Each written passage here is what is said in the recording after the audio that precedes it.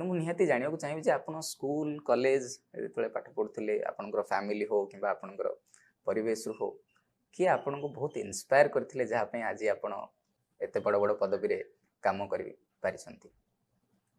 ମୁଁ ଗୋଟେ ଗାଁରୁ ଆସିଛି। ଆମର କେନ୍ଦ୍ରାପଡ଼ା ଜିଲ୍ଲାର ଗରଦପୁର ବ୍ଲକ, ଆମ ଗାଁ ନାଁ ପାଖଡ଼।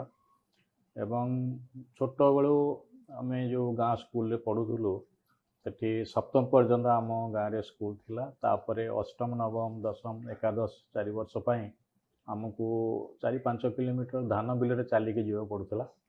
ଏବଂ ସେଇ ଇଣ୍ଟରେଷ୍ଟିଂ। ଯେଉଁ ପରିବେଶ ଆମକୁ ବହୁତ ଭଲ ଲାଗୁଥିଲା। ଆମେ ବହୁତ ଖୁସିରେ ଯେତେବେଳେ ପାଠ ପଢ଼ୁଥିଲୁ, ଏନ୍ଜୟ କରୁଥିଲୁ।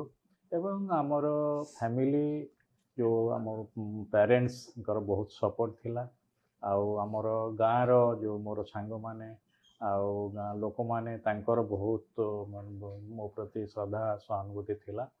ତେଣୁ ସେଇ ତା ସହିତ ଆମର ଯେଉଁ ଶିକ୍ଷକମାନେ ଥିଲେ, ମୂଳତଃ ଆମ ପ୍ରାଇମେରୀ ଠାରୁ ଆରମ୍ଭ କରିକି ମିଡଲ୍ ସ୍କୁଲ, ତାପରେ ଯେଉଁ ହାଇସ୍କୁଲ ନଇନ୍ଦପୁର ହାଇସ୍କୁଲ, ସେଇ ସ୍କୁଲରେ ଯେଉଁ ଶିକ୍ଷକମାନେ ଥିଲେ ସେମାନଙ୍କର ବହୁତ ଅବଦାନ ଥିଲା।